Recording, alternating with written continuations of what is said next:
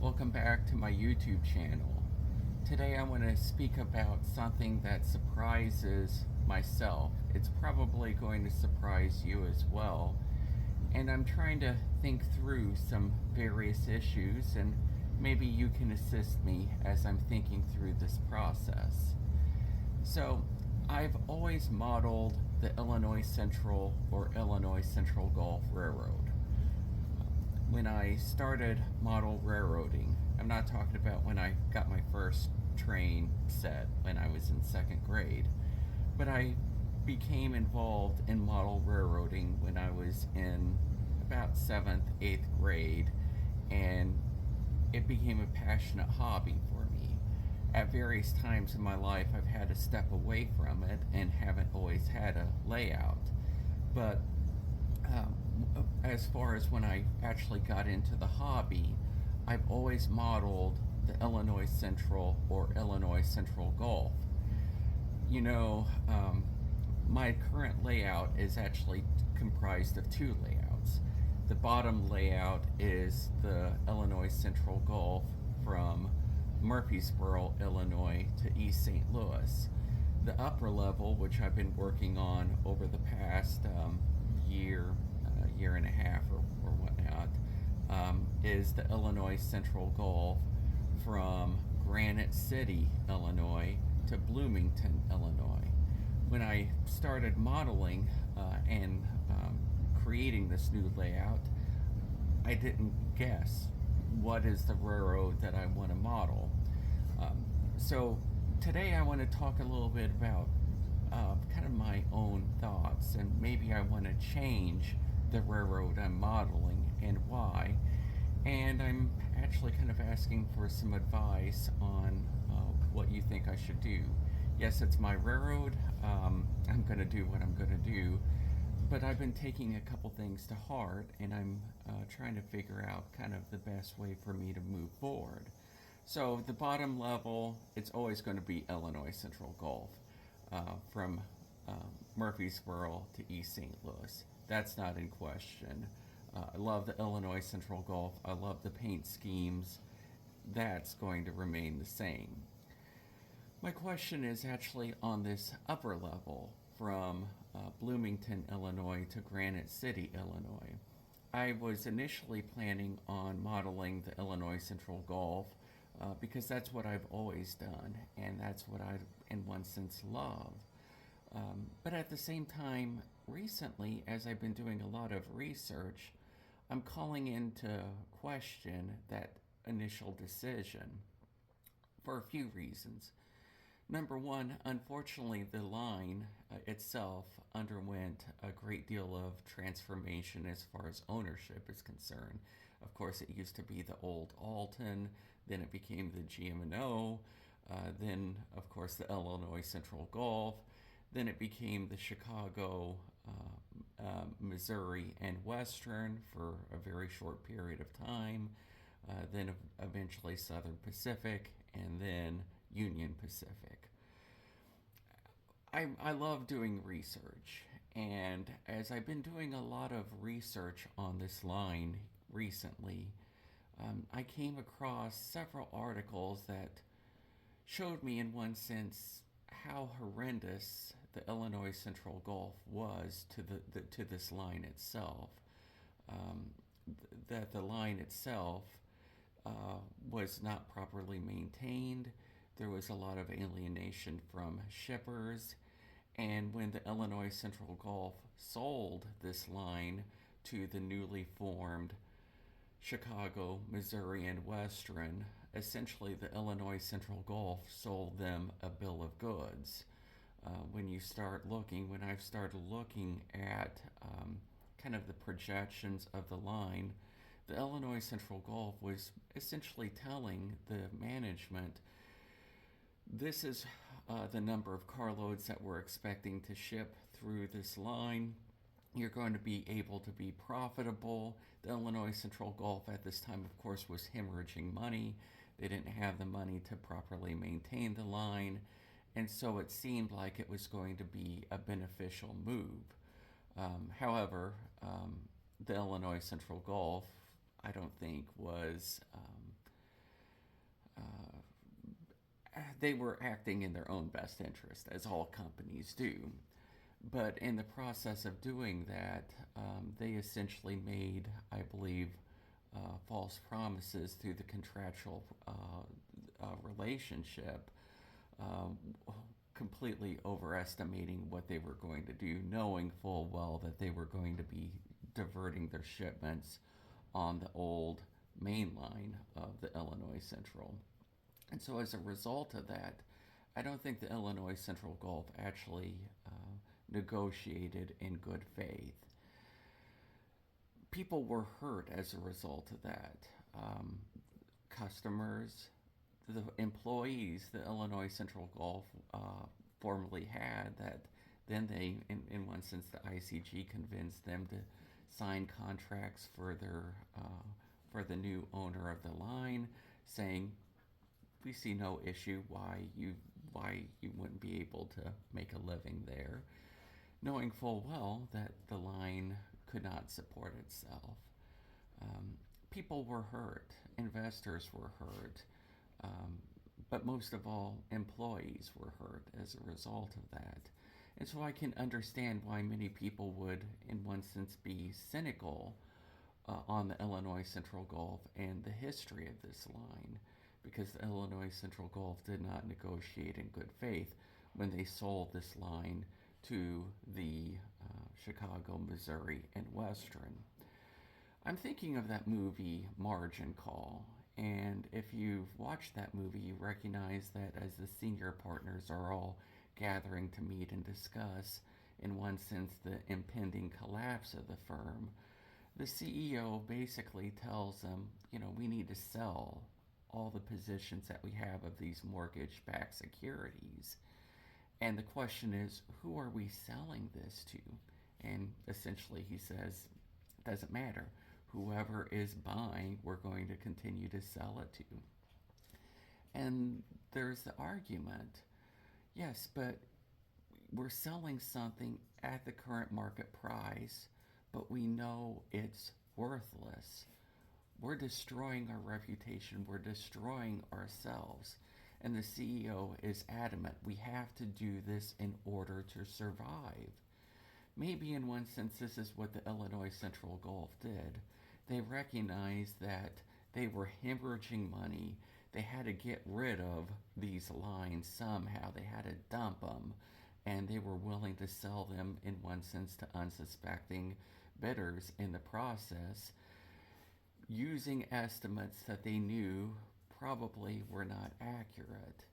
But by doing so, they were transferring these liabilities, transferring these issues to someone else. They were doing what it took in order for them to survive. As a result of that, and kind of reading through the history, I'm kind of questioning myself in one sense. This is not a railroad that I'm exactly proud of, knowing the history of this line. I want to continue modeling the Illinois Central Gulf from Missouri to East St. Louis on my lower level. But knowing this history makes me question, do I want to really model the Illinois Central Gulf knowing what they're doing at this time that I'm modeling, essentially? They're negotiating in bad faith, trying to dump this line. Is that something I want to be proud of on my model layout? And I'm kind of questioning, thinking, no, it's really not. So then my question is, well, what do I do now in light of that knowledge? Um, yes, it's business, and I love the Illinois Central Gulf, but knowing the history of the people who were hurt on this line, I don't know. I just don't feel right or comfortable with that. And what that line of essentially came to be was of a false set of promises. So I'm actually kind of debating about doing one of two things. Number one, I'm thinking about going slightly ahead to the future with the Chicago, Missouri, and Western Railroad. Do I want to model during that very short, brief period of time? Do I want to buy some locomotives, patch them up, and have them according to basically the scheme that they had during their short time of operating, about a year, 2 years. Um, I think there could be some really neat opportunities modeling, in one sense, a railroad that's not very well known at all, had a very short time history, and kind of get the word out. Because when I've been reading about what the railroad itself was trying to do, I'm kind of taken aback. I mean, they were extremely innovative. It kind of reminds me of the old GM&O in one sense, a very lean core management, trying in one sense to drum up traffic. That when you start reading the literature, it doesn't matter what your role is on the Chicago, Missouri, and Western. You are, number one, a salesperson. You can be an engineer, you could be a fireman, you could be track maintenance, but you really are an ambassador for the railroad company itself, and that you have an obligation to best represent the railroad.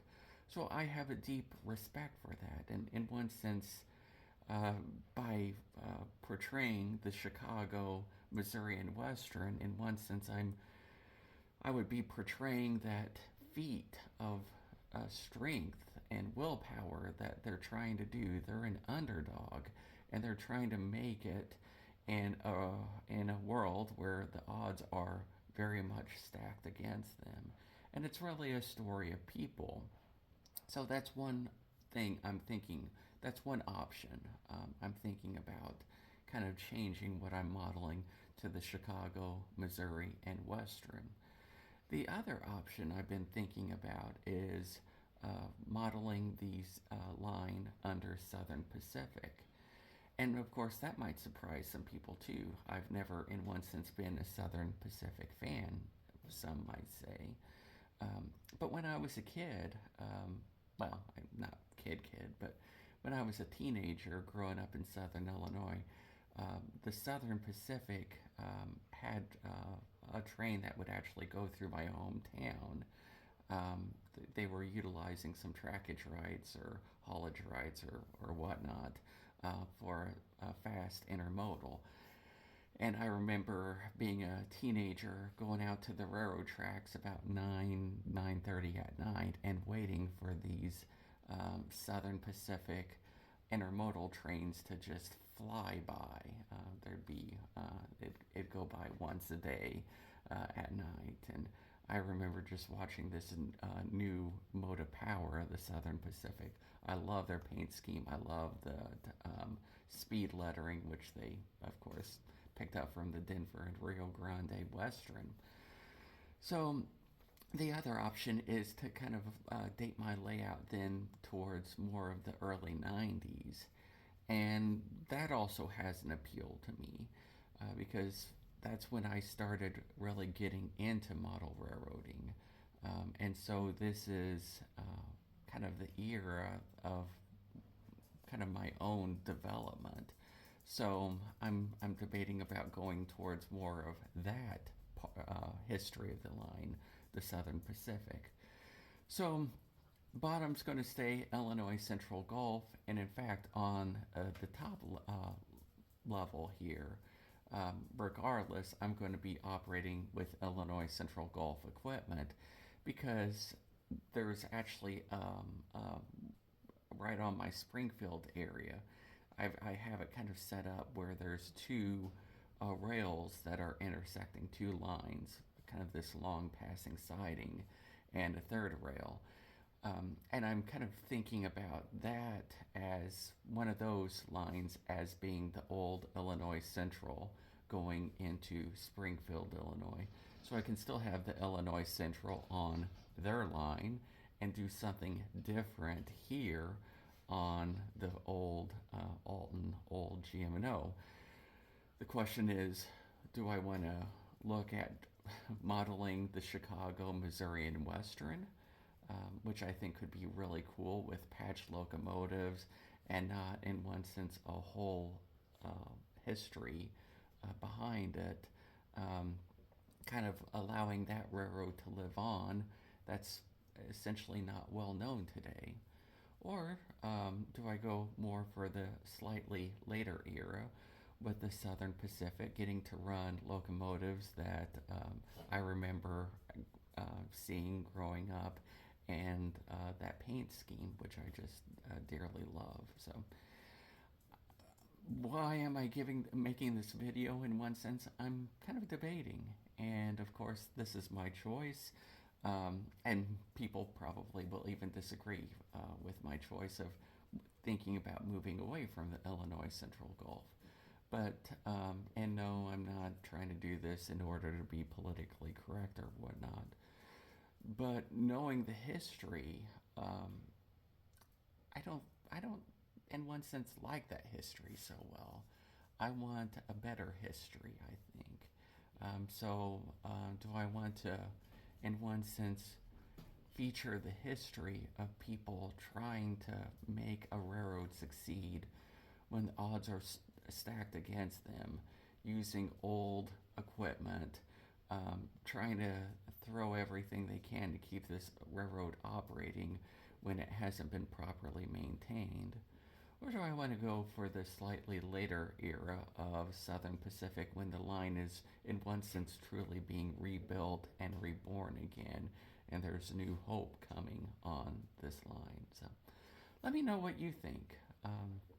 I'd appreciate your comments, and I will definitely be taking them into consideration. Uh, I haven't decided what I am going to do, and so I'd love to actually hear your thoughts. I wish you a wonderful day. Take care.